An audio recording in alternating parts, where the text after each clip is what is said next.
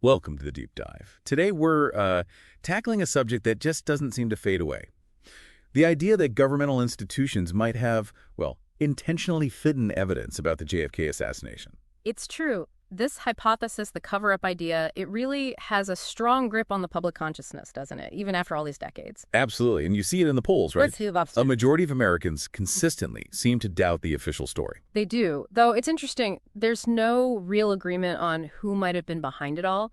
The theories point fingers everywhere. The CIA, the Mafia, LBJ, Castro, the KGB, Cuban exiles.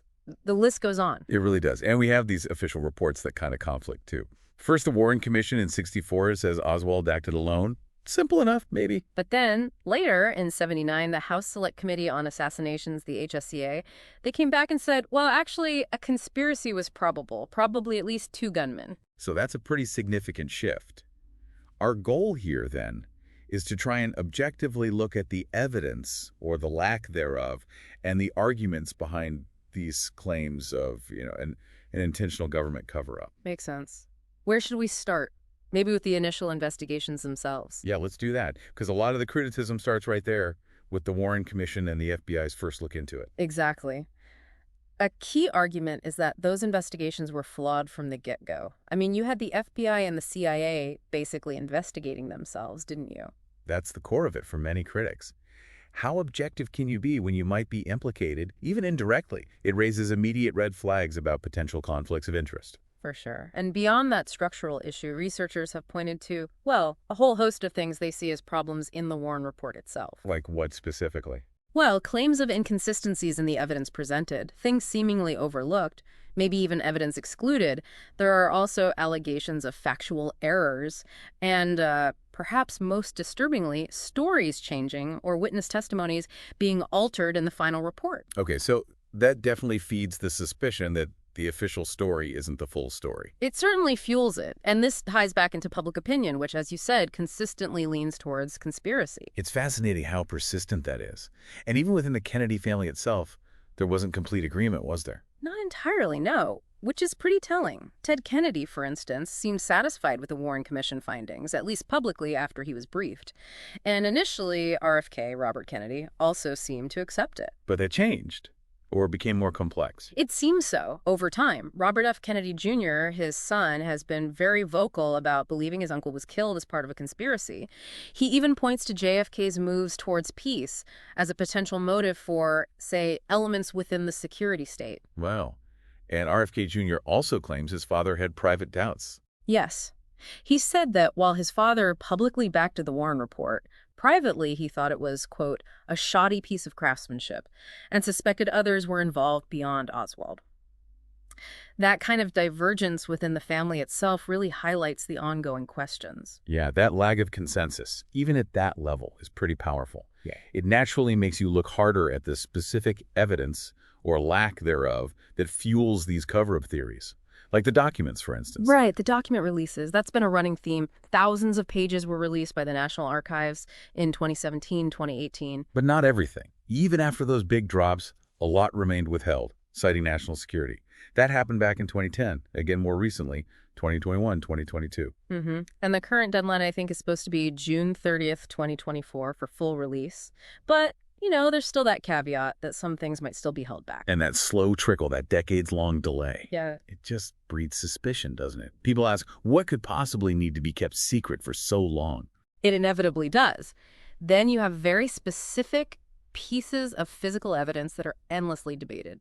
The so-called magic bullet is probably the most famous. Explain that one again, the single bullet theory. Okay, so the idea is one bullet hits Kennedy in the back, passes out his throat, then goes on to hit Governor Connally, causing multiple wounds, wrist, thigh. And the controversy is? Well, several things.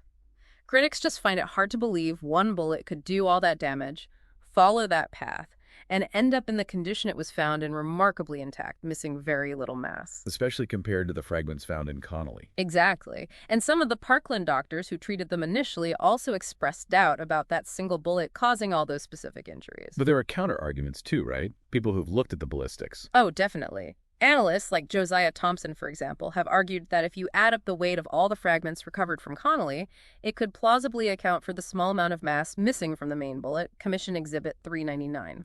So the debate continues. It's a classic example of evidence being interpreted in completely different ways. What about the Zapruder film? That seems central. Absolutely central. It's probably the most scrutinized piece of film in history. Initially, many conspiracy believers used it to argue for multiple shooters, pointing to Kennedy's head movement, things like that. But now some argue the film itself might be altered. Yeah, that's a fascinating twist. Over the years, some theorists have suggested the film shows anomalies that could indicate forgery or manipulation. Has that been proven? Or Yep. well tested? Well, technical studies have looked at it. Notably, Kodak did an analysis for the Assassination Records Review Board back in '96. Their conclusion was that they found no detectable signs of tampering on the original film. Okay, so the physical film itself seems authentic based on that expert analysis. What other physical evidence raises questions? Bullets, casings. Right. The cartridge cases found up in the Texas School Book Depository. There are some discrepancies noted in early accounts. One police sergeant initially described a shell as looking like it came from an automatic .38. But Oswald had a revolver, a non-automatic .38 special, when he was caught later. Correct. So that initial description mismatch raises a question. Also, the first officer who handled the shells reportedly described markings on them that didn't quite match the markings on the shells later presented by the FBI. Small details, maybe, but they add up for those who are skeptical. They contribute to that pattern of alleged inconsistencies. And then there's the medical evidence, the autopsy itself. That's a huge point of contention. A massive one. You have the significant difference between what the doctors at Parkland Hospital in Dallas initially reported, seeing particularly a large wound in the back of Kennedy's head. A blowout wound, some described it as. Yes, and then you have the official autopsy photos and a report from Bethesda Naval Hospital, which depict the wounds differently. The HSCA later on concluded the Parkland doctors were probably wrong in their initial assessment, maybe due to the emergency situation. But still, you have experienced doctors on the scene describing something quite different from the official record. That's bound to raise questions. Absolutely. And it gets even more complex with claims about the autopsy photographs themselves, specifically the ones of Kennedy's brain. What's to claim there? The allegation, which is quite serious, is that the photos in the official record are not actually of President Kennedy's brain. If that were true, it would imply a deliberate high-level deception. Okay, so pulling back a bit, we have delayed documents, questions about the bullet, the film, the cartridges, the autopsy.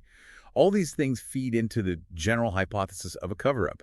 Let's talk about specific groups often accused. The CIA comes up a lot. Constantly. Theories about CIA involvement are numerous. The motives suggested vary wildly about a disagreement over Cuba policy, Vietnam, Kennedy wanting to rein in the agency. It's speculative, mostly. But are there any specific pieces of information that fuel this? Well, one thing often cited is J. Edgar Hoover's own memo mentioning a CIA report about someone identifying himself as Lee Oswald contacting the Soviet embassy in Mexico City not long before the assassination. What makes it interesting is that reportedly, FBI agents who had actually interviewed Oswald in Dallas looked at the CIA's photos and listened to recordings of that Mexico City contact and said they doubted it was the same guy. So, possibly an impersonator? It raises that possibility, yes, which, if true, would be incredibly significant. What about the FBI itself, aside from the initial investigation criticisms? Well, there's the incident where a note Oswald apparently left at the Dallas FBI office just before the assassination was destroyed by an agent shortly after. The explanation given was innocuous, but the timing and the act itself look suspicious to critics. And the idea that Oswald might have been an FBI informant? That's another persistent claim. Investigations, including by the HSCA, looked into it but ultimately found no credible evidence to confirm he was an informant, but the rumor persists. Okay. And then there's Lyndon B. Johnson, the vice president who became president. He gets pulled into theories too. He does. Theories involving LBJ often focus on his ambition. There are also some alleged statements attributed to him or people close to him.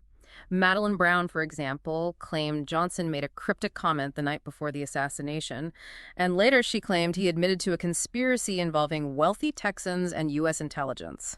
These are controversial claims, obviously. Highly controversial. Mm-hmm. And what about the Secret Service? They were responsible for protection. The HSCA did find that the Secret Service was deficient in its performance of duty in Dallas. They didn't conclude the SS was part of a conspiracy, but they did point out failures in planning and execution of security measures. Which, again, doesn't prove a cover-up, but highlights potential vulnerabilities or failures within a key government body. Exactly. It adds another layer to the overall picture of things perhaps not being handled perfectly. Let's briefly touch on Oswald himself. His background is kind of strange, right? It is quite unusual. His attempt to defect to the Soviet Union, living there, then coming back, it naturally sparks speculation about whether he had intelligence connections, either U.S. or Soviet, or both. And the idea that he was set up, the patsy, as he claimed. That's fueled by his background and also his activities shortly before the assassination, particularly in New Orleans, his pro-Castro leafleting, but also his connections to anti-Castro figures like Guy Bannister, a former FBI agent, and David Ferry. It's a very odd mix. Yeah, those connections seem contradictory. They do. And then you have accounts like the one from Oscar Contreras in Mexico City, claiming Oswald met with Cuban officials seeking passage to Cuba just weeks before the assassination. That account has been questioned, but it adds to the complex web of Oswald's alleged contacts. It certainly seems like every thread you pull leads to more questions or potential contradictions. There's also the matter of witness deaths, isn't there? People connected to the case dying under unusual circumstances. Yes, that's another factor often cited. The HSCA actually looked into this, acknowledging that statistically, the number of deaths among potential witnesses or associated individuals seemed improbably high. But did they find proof of foul play linked to a cover-up? No. While they acknowledged the statistical oddity, they concluded that the available evidence didn't establish that these deaths were directly linked or part of a systematic effort to silence witnesses. Still, the sheer number keeps that suspicion alive for many.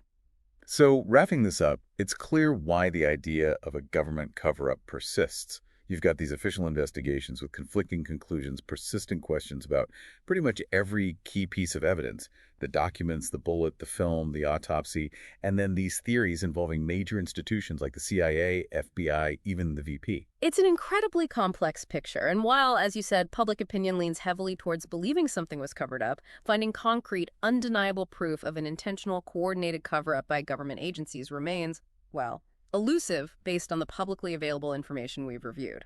Right. We see lots of alleged inconsistencies, potential mishandling, suspicious circumstances, delayed information, but definitive proof of intentional concealment at a high level. That's harder to pin down. Precisely. What we have are conflicting interpretations, enduring mysteries, and official accounts that haven't satisfied a large portion of the public. It really underscores the need for critical thinking, looking carefully at all the information available and acknowledging the different ways people interpret the same events and evidence. A story with questions that may perhaps never be fully answered to everyone's satisfaction. Thank you for taking this deep dive with us.